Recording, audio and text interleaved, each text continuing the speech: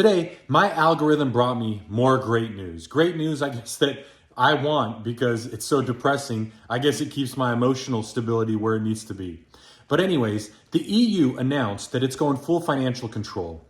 This is something a lot of people have been warning about when they talk one world government. And the issue here is that the EU in 2027 is going to phase in any transactions over 10,000 euros are going to be illegal if in cash.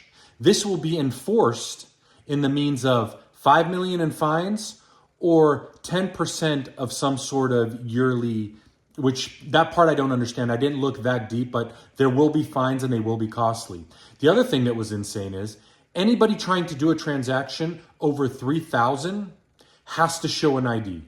Now, this is full financial control. And the problem is, is they've gotten everybody so used to this digital currency of credit cards and spending and putting your cash into the banks. And at the end of the day, what's terrible, is you don't have control of your money. I learned this 20 years ago. There was a time when I needed to take out a large chunk of my money because I wanted to hold in cash towards a purchase of a car. And the bank had to order the money. Again, a lie, I'm sure that chunk of money is not hard to get, let alone for a bank.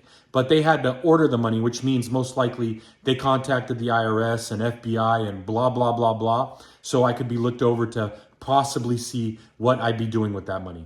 At the end of the day, who cares, Here in this country, we have the premise that we are sovereign, independent human beings. And we should be able to do whatever we want with our money.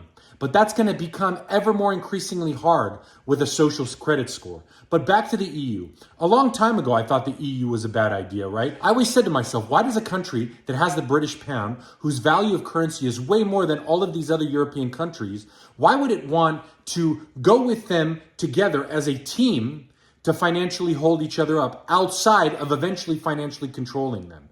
Because why would they want competing markets to be on their level? Now, of course, if you go full economist on me, there are theoretical reasons, but those theoretical reasons never seem to show up or realize outside of physical, financial, and social control. And that's the unfortunate part. We are extremely lucky because we still have some sort of financial freedom. This whole idea of the United States getting behind Bitcoin and this whole digital market, it's scary because you don't understand. Most people, most middle class, and there is no middle class, so let's just say most people that are poor, they deal in cash. And when they don't deal in cash, they deal in credit that only gets them into more debt. And it's such a terrible thing. I'm going to do a short video eventually on this that kind of explains the weird idea of what capitalism is and the Federal Reserve and debt, which when you're at the very small end of the financial spectrum, you don't understand and you really can't take part.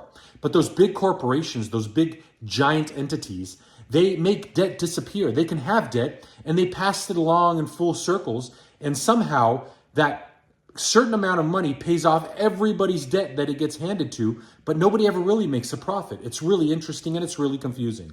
But unfortunately, somebody like me can't partake in that. Again, back to the EU and what the EU is doing. The scary part about the entire thing is that people are going to lose privacy. The sad thing about all of this is that the government is going to get into everybody's bank accounts and they're going to be able to control you. And at some point, when they're controlling your financials and they assume that it somehow or some way you're a criminal or they suspect you, they can put a hold on it and you can't do anything about it. Worst comes to worst, if they keep pushing how dangerous climate change is, that you as an individual or a family maybe heats too much during winter. And because you heat too much during winter, they're going to have to fine you. And what can you do? The government will just take your credit or digital number in your bank account and minus it out and subtract it. And you can do nothing about it. Because if you try to take it out of the bank account, they're going to flag you as some sort of terrorist. All of this is terrible. And I might be talking in dramatic means, but believe me, if you ever get into a bad situation, the government can do and say whatever it wants about you. It has unlimited financials to attack you and financially drain you. At the end of the day, with all of this technology, it has a vulnerability of failing. Whether it's the electrical grid, whether it's memory or something can cause issues. All of this digital stuff can only bite us in the ass one day. The thing is, right? Convenience is an amazing thing, and technology brings convenience, but at what cost? It's a scary thing what's happening in the EU. I think there's going to be a lot of radicalism, and I think there's going to be a lot of conflict. And unfortunately, when the government gets a hold of your money, they're going to be able to crush you. Look at what Canada did to the truckers during the whole, I don't want to say it, but you know, I'm kind of emphasizing. For some reason, when I say anything about the whole subject that happened 4 or 5 years ago, there's a really big algorithm push to only get about 6 or 7 viewers, which whatever, right? I mean, I get what I get. I get what I put out. And if that's what the outcome is, it is what it is. But there are certain things you can't say. At the end of the day, I hope for people like me, I hope for my family, I hope for people like you, that we're able to keep a certain financial freedom in this country. We don't deserve to be slaves in any sort of fashion. We learned about slavery a long time ago.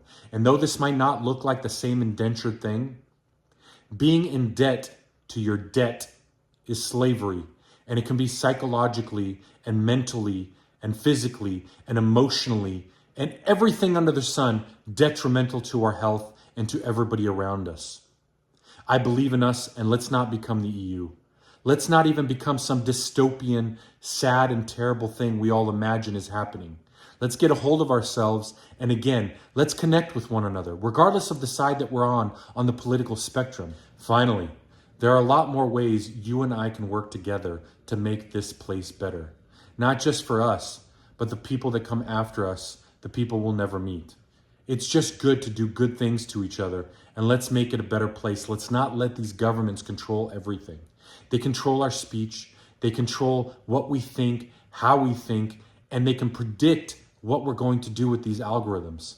In some ways, we're extremely critical and complex human beings, and in other ways, we're terribly predictable. And that's why what the EU is planning to do in the future is extremely terrible and dangerous.